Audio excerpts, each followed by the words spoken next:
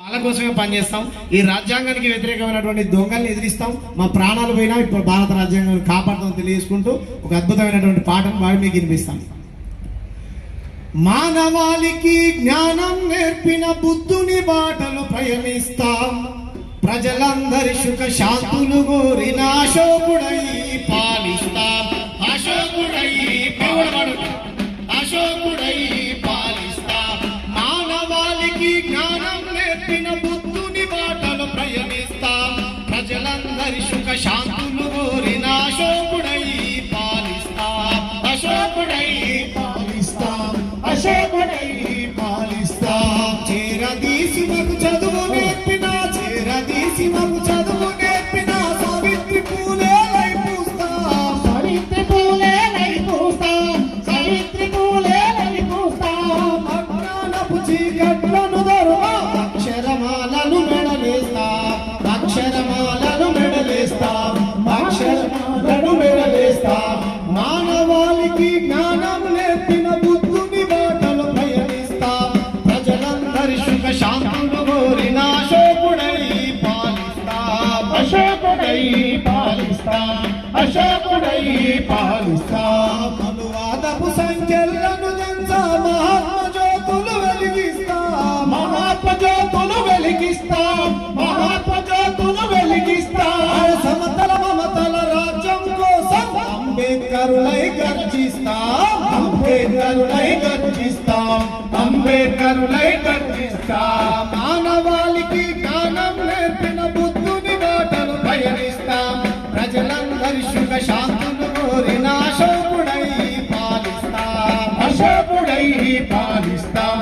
అశోకుడై సాహు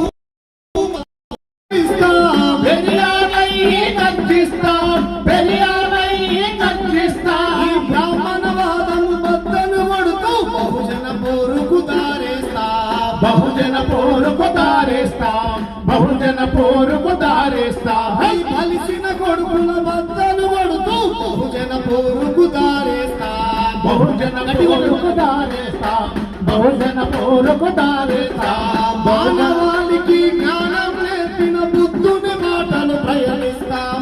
ప్రజలందరి సుఖ శాంతులు కోరిన అశోకుడై పాలిస్తాం. అశోకుడై పాలిస్తాం. అశోకుడై పాలిస్తాం. కోట్లు మాయే సీట్లు మాయన కాంశీరాములై కలబడదాం. కాంశీరాములై కలబడదాం. కాంశీరాములై కలబడదాం. అందరం ఒకటై కలిసి కట్టుగా నీలి జెండనే ఎగరేద్దాం. నీలి జెండనే నీలి జెండనే ఎగరేద్దాం. నీలి జెండనే ఎగరేద్దాం. నీలి జెండనే ఎగరేద్దాం. నీలి జెండనే ఎగరేద్దాం. నీలి జెండ పాడి ఇంకోళ్ళకి వినిపించాలి. ప్రతి ఇంటిలో భారత రాజ్యాంగం ఉండాలి.